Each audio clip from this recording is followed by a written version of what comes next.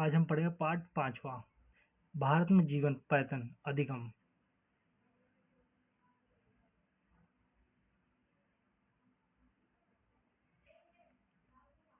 प्राचीन भारत में जीवन पैटर्न अधिगम।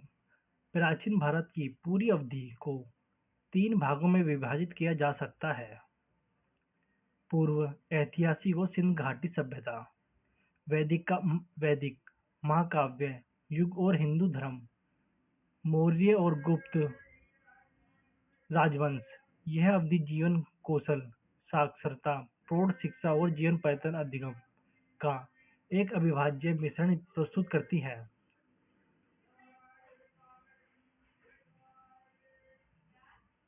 पुराण पाषाण काल। इस युग में भारतीय जनसंख्या अब पंजाब, कश्मीर, यूपी, राजस्थान, आंध्र प्रदेश, कर्नाटक, मध्य प्रदेश, महाराष्ट्र, दक्षिण उत्तर प्रदेश और दक्षिण बिहार के पठार आदि क्षेत्र में फैली हुई है। लोगों ने पत्थर और लकड़ियों से बने कुल्हाड़ी और क्लीवर जैसे बहुत ही बुनियादी हाथों के औजार का इस्तेमाल किया। मनुष्य शिकार और ऊन संग्रह तथा मानव ने शिकार और अन्य उद्देश्य के लिए साधारण चिपके और कटे हुए प्रकार के पत्थरों के औजार का उपयोग करने के लिए जीवन कौशल प्राप्त करना शुरू कर दिया। माध्य पाषाण काल। इस युग के लोग शुरू से शिकार, मछली पकड़ना और भोजन इकट्ठा करने पर रहते थे, लेकिन बाद में उन्हें पालतू जानवरों को भी पालना लिया। इस युग के विशिष्ट उपकरण माइक्रोलिथ, छोटे ब्लेड वाले पत्थर के औजार थे। इस युग के लिए चित्रकला का अभ्यास करते थे। चित्रों में पक्षियों, जानवरों और मनुष्यों को दर्शाया गया। मध्य मध्य प्रदेश के भीमबेटकर में काफी संख्या में चित्र प्राप्त हुए। मूसलीधर राजस्थान में कृष्ण नदी के दक्षिण में, भारत के मध्य और पूर्व भागों में, दक्षिण उत्तर प्रदेश में, राजस्थान के बागों और मध्य प्रदेश के आदमगढ़ में पाए जाते गए हैं। मक्खन तथा पेंटिंग जैसी कला के लिए कई जीवन कौशल का अनुकूल उनके जीवन पैटर्न अधिगम का हिस्सा है। नवपाषाण युग का नया पाषाण युग। यह युग मुख्य रूप से बसे हुए कृषि के विकास और पालिश किए गए पत्थरों के साथ साथ हड्डियों से बने औजारों और हथियारों के उपयोग की विशेषता है। उन्हें कुल्हाड़ी, एडजेंस, छेनी और सैल्ट का इस्तेमाल किया। इस अवधि के दौरान उगाई गई प्रमुख फसलें रागी, घोड़ा,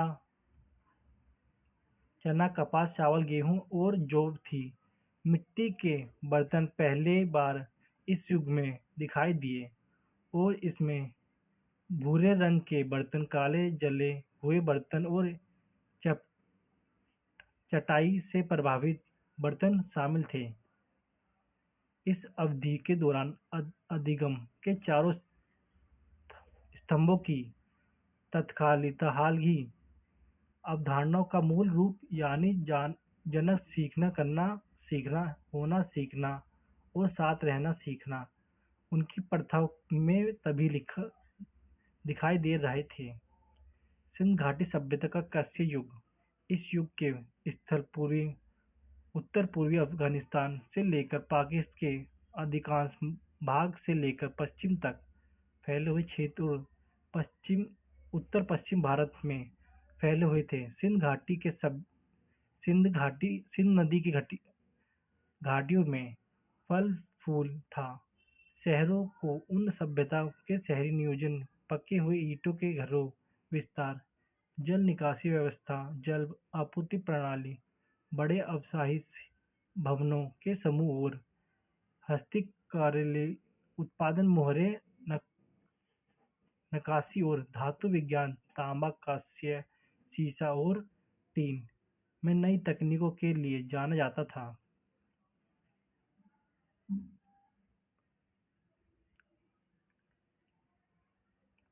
हजारों स्टेटाइट मोहरें बरामद की गई और उनका शारीरिक चित्र काफी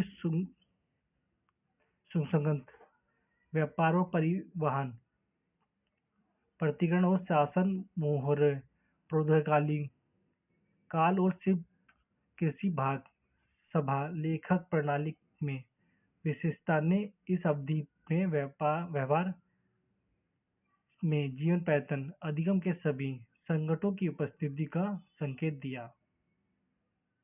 वैदिक महाकाव्य युग एवं धर्म वेदों जिन्हें धार्मिक ग्रंथ माना जाता है इस अवधि के दौरान जीवन के विवरण शामिल हैं जो अवधि को समझने के लिए ऐतिहासिक और प्राथमिक स्रोत हैं। वैदिक काल में लोग ने जंगल की सफाई और अधिक व्यावसायिक कृषि जीवन जीने के लिए लोहे के औजार को अपनाया। लोगों ने दूध दुग्ध उत्पादन अनार फल और सब्जियों का सेवन किया। सूती ऊनी और जानवरों की खाल के कपड़े पहने जाते थे। प्रारंभिक वैदिक आयोग को राज्यों के बजाय जनजातियों में संगठित किया गया था। एक कबीले के मुखिया को राजन कहा जाता था। राजन की स्वायत्त सभा और समिति नामक जनजातीय परिषदों द्वारा प्रतिबंध थी।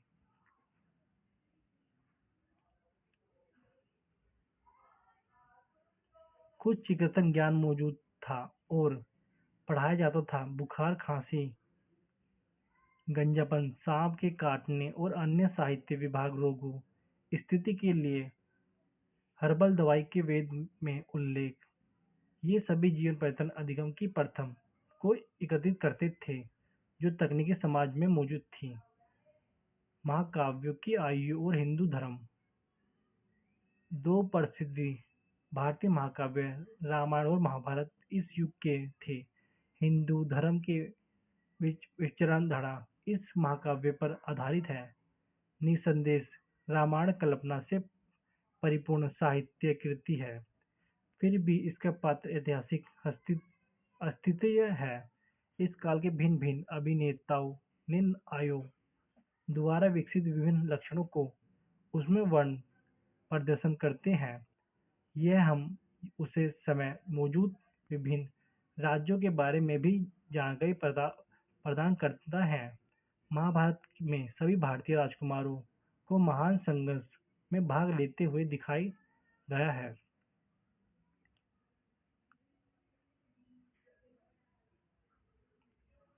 प्राचीन भारतीय अधिगम केवल सिद्धांतिक ही नहीं थी बल्कि जीवन की वास्तविकताओं से भी जुड़ी थी।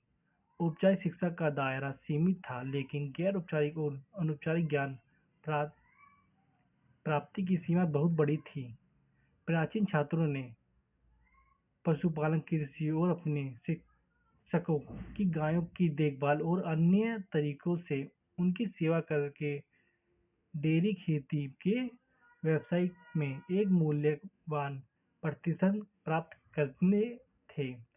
इस प्रकार उच्च शिक्षा शैक्षणिक श्रम के साथ असंगत नहीं थी। जीवन ने शिक्षा के लिए प्रयोगशाला के रूप में प्रयोग कार्य किया जहाँ से कई महान परंपराएं विकसित हुई। इसलिए इन सभी घटकों का संयोजन इस युग में जीवन पैटर्न अधिगम की विभिन्न प्रथाओं का प्रमाण बनाया गया। मौर्य और गुप्त वंश भारत में प्रारंभिक औपचारिक शिक्षा एक गुरु की देखरेख में शुरू हुई। गुरुकुल में शिक्षा ने धर्मशास्त्र दर्शन साहित्य युद्ध राज्य कला चित्रकार ज्योति और इतिहास का ज्ञान।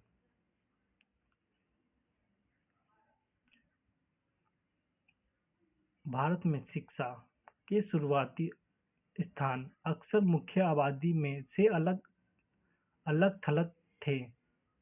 छात्रों से अपेक्षा की जाती थी कि वे गुरु द्वारा निर्धारित मठवासी दिशा निर्देश की सख्त से पालन करें और शहरों से दूर आश्रम में रहें। जैसे जैसे गुप्त साम्राज्य के तहत जनसंख्या में वृद्धि हुई, शहरी अधिगम के केंद्र तेजी से सामान्य होते गए और वाराणसी जैसे शहर और नालंदा में बुद्ध केंद्र जैसे दिखाई देने लगे।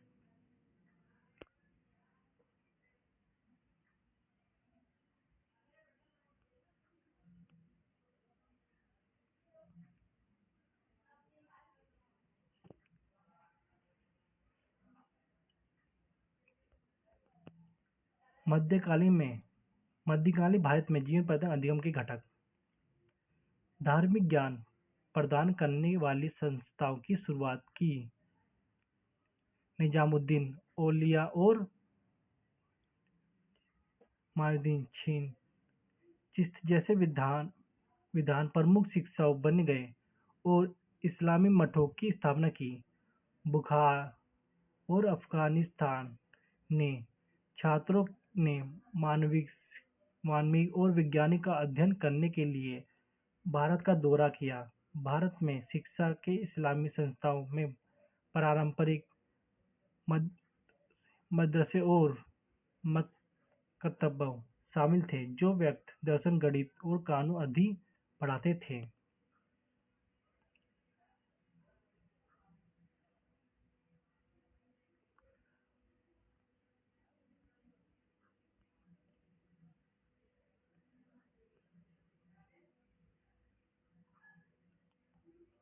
औपनिवेशिक भारत में जीवन पद्धति अधिगम छोटे छोटे राज्यों में बांटा हुआ था।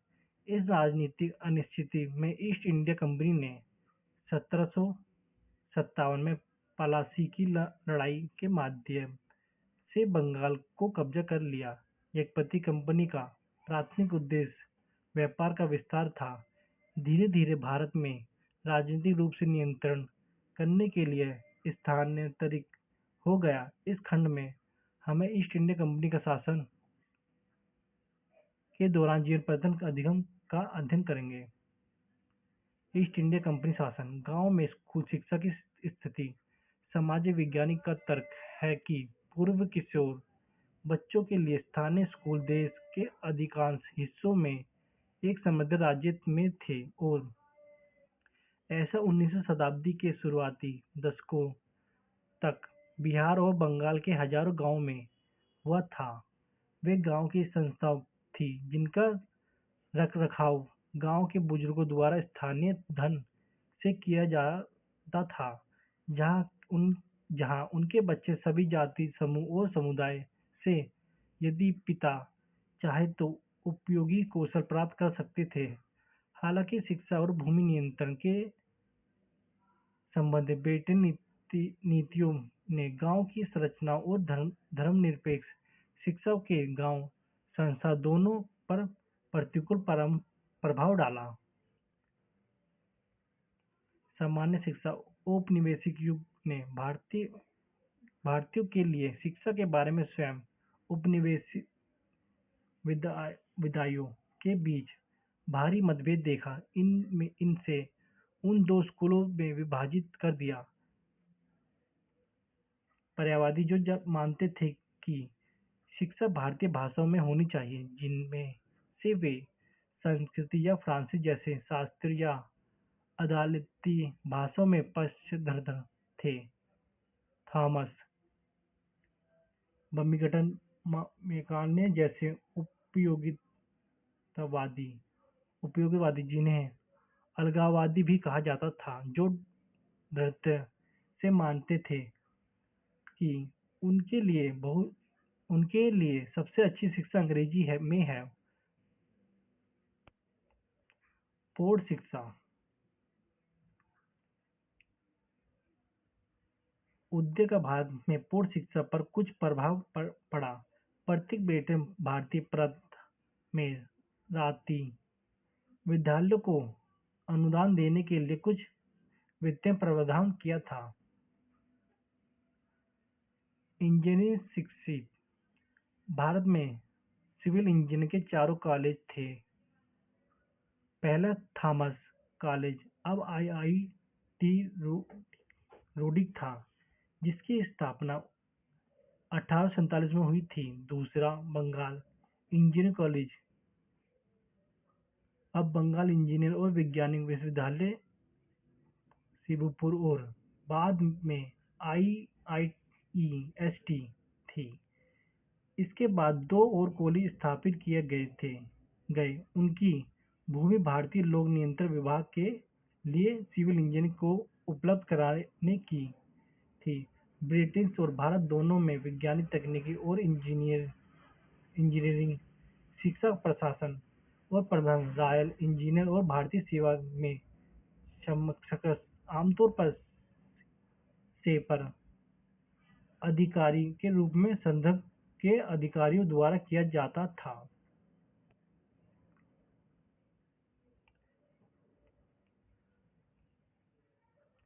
ब्रिटिश क्राउन के अधीन भारत प्रौढ़ शिक्षा भारतीय शिक्षा आयोग ने माना कि प्रौढ़ शिक्षा को अपनी आर्थिक बेहतरी के लिए आगे शिक्षा की आवश्यकता है और सभी प्रांतों में इस कार्यक्रमों के विस्तार की जोरदार सिफारिश की थी, क्योंकि ऐसे स्कूल में सफलता की संभावना थी। दृढ़ शासन की शुरुआत के साथ मताधिकार और जन शिक्षा में लोकप्रिय रुचि बढ़ी। सहकारिता आंदोलन, जो तत्काल हासिल कर रहा था, ने भी पूर्ण सक्षम कक्षाएं शुरू करने के लिए अमूल्य आधार प्रदान किया।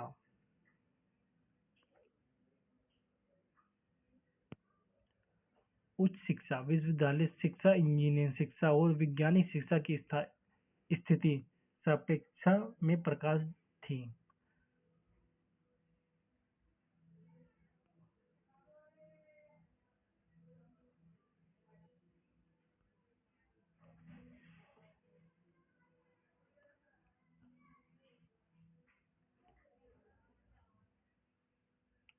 व्यवसाय शिक्षा देश में ब्रिटेन शासन के दौरान व्यवसाय शिक्षा की बहुत उपेक्षा की गई। ब्रिटेन सरकार ने सोचा था कि भारतीय को व्यावसायिक शिक्षा अंततः उनके व्यापार संभावनाओं पर प्रतिकूल प्रभाव डालेगी, इसलिए इसे उपेक्षित करना उनके लिए लाभदायक था।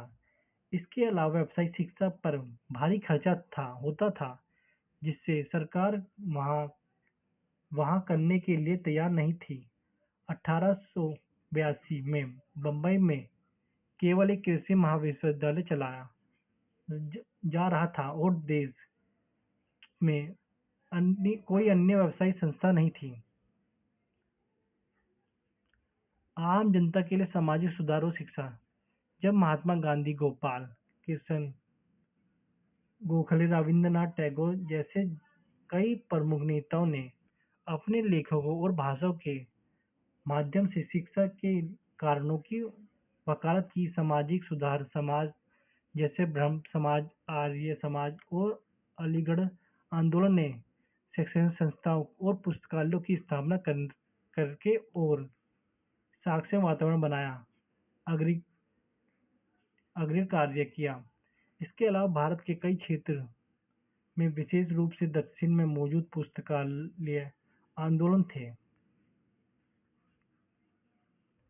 स्वतंत्र भारत में जीवन पद्धति अधिगम एक नजर एक लोकतांत्रिक सरकार की एक महत्वपूर्ण जिम्मेदारी अपने नागरिकों को बेहतर जीवन के लिए शिक्षण करना है। उन्हें दी जाने वाली शिक्षा उनके दैनिक जीवन और उनके आर्थिक विकास से संबंधित होनी चाहिए। इससे उत्पादन बढ़ने के लिए सभी स्तरों पर कुशल जनशक्ति प्रदान करनी चाहिए। प्रतिभागियों के जीवन से जुड़े एक प्रभावी नियोजित शिक्षा कार्यक्रम उनके वांछनीय परिवर्तन सुनिश्चित कर सकता है। स्वतंत्रता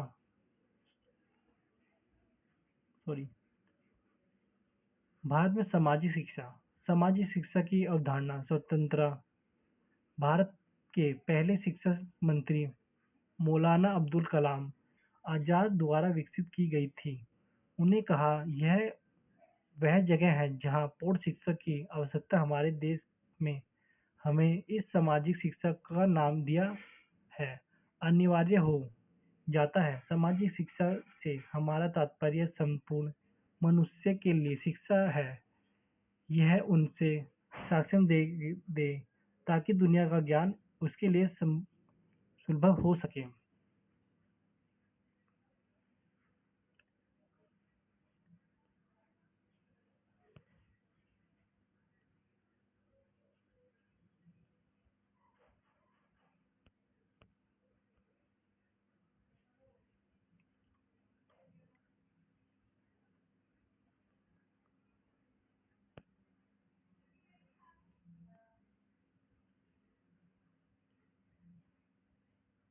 केंद्रीय समाज कल्याण बोर्ड केंद्रीय समाज कल्याण बोर्ड द्वारा 1958 में शुरू किया गया महिलाओं के लिए शिक्षा और व्यावसायिक परिसरण कार्यक्रम के साक्ष्य पाठ्यक्रम का उद्देश्य समाज के कमजोर वर्गों की जरूरतमंद महिलाओं को स्कूल शिक्षा के लिए दूसरों मौका प्रदान करना है।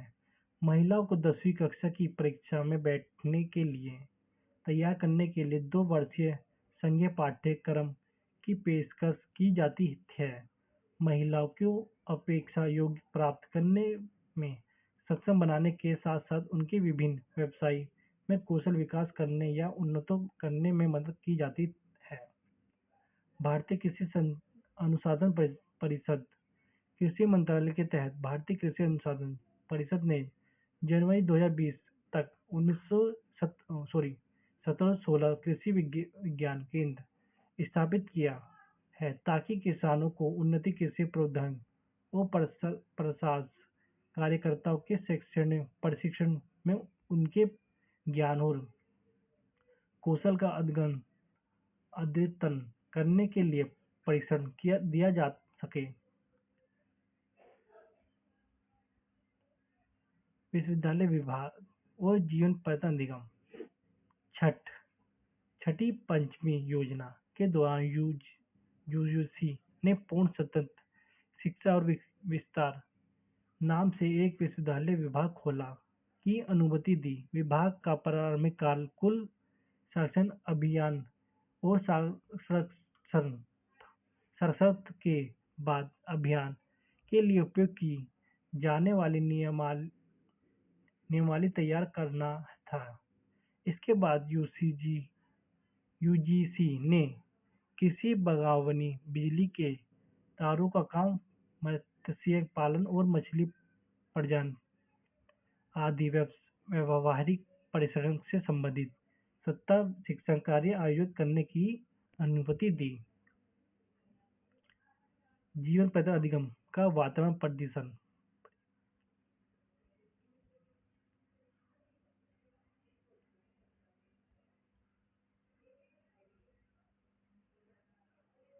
ये देख लेना एक बार।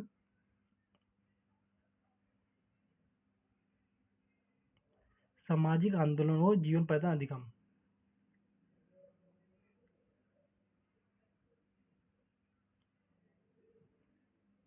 ये भी एक बार देख लेना बहुत इम्पोर्टेंट है।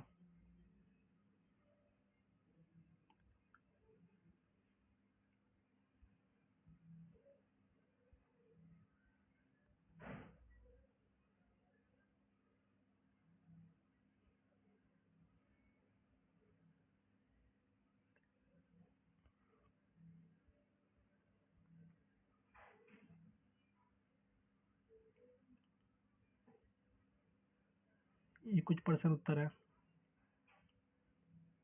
हमने ईस्ट इंडिया कंपनी के शासन के दौरान जीवन अधिगम की सामग्री क्या थी इसके बारे में पढ़ा। भारत भारत में सामाजिक शिक्षा ये भी देखा था। ये सारे क्वेश्चन देख लेना एक बार।